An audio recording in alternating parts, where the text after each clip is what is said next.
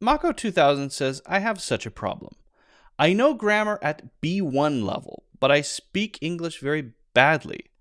How do you think this problem can be solved? This is the classic problem, right? Where you know grammar pretty well, and when you read, you can understand things pretty well.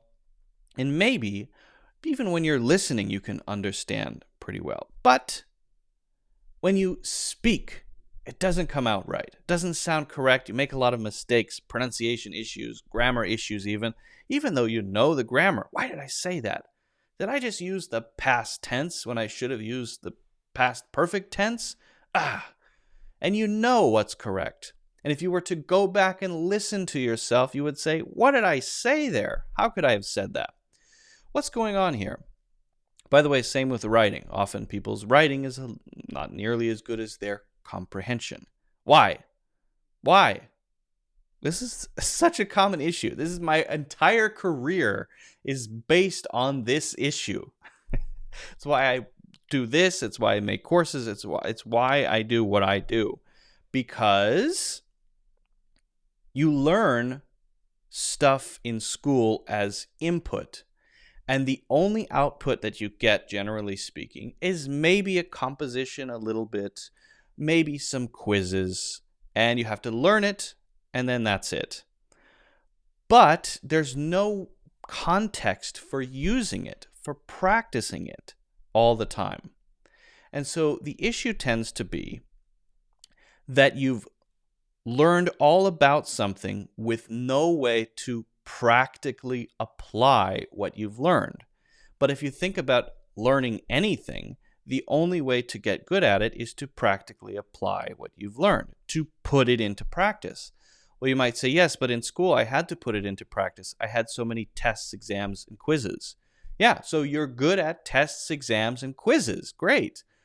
But using the language is not the same as a test or exam or quiz. Perfect example. I love to use golf examples.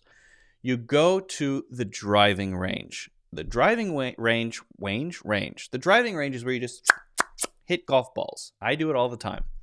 And sometimes I go there and I hit 30 in a row, just perfectly straight. And I think, I'm good at hitting golf balls.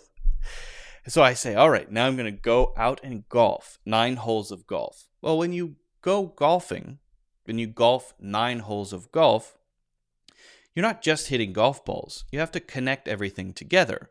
Sometimes you're hitting a far shot with this club, and then you have to change clubs and hit another one that's shorter. And then you have to, once you're on the green, then you have to putt, and that's a totally different thing. So you're connecting the skills together.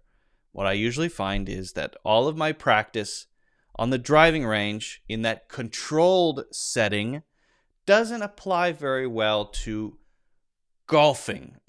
9 holes of golf or 18 holes of golf. I think, why? I hit the ball straight 30 times in a row. Why am I not doing it now? Right? It's because it's part of a more complicated activity. And I haven't practiced that as much as I've practiced at the driving range. So what would I do to get better? I would go golfing every single day, doing the whole thing, driving and chipping and putting and walking and thinking and measuring, all of that stuff that you have to do. A lot of it is mental. There's a big mental part of golf. Why am I saying this? It's the same exact thing for learning English. Great, you're good at quizzes and all of that stuff, and your comprehension is great and your grammar is great. But how often do you practice speaking with people? Not very often? Oh, well, it's not surprising that you're not very good at it, because you have to then figure out how to connect all of those skills together in a completely new kind of experience, which is communication, conversations. And you can get that. You can join an online book club and have conversations every single week. You can have language exchange partners if you can find a good partner and practice regularly. You can take classes, one-on-one classes with a teacher to practice if you're willing to pay for something like that. Please don't ask me. I don't do that. But you can do that sort of thing if you want regular practice. You can Play video games, and on the live chat, you can have conversations and communicate about strategy and things like that. There's so many ways to practice, but it's not surprising that you struggle with it because you haven't done it enough. So you just have to do it more, do it a lot. And if you find yourself feeling nervous or afraid in those situations, you have to push through, try your best. Don't worry too much about looking stupid or silly. Everybody's stupid. I mean, who cares? Just try your best and you will gain confidence, gain skill. It's not only about skill, confidence is a big part of it.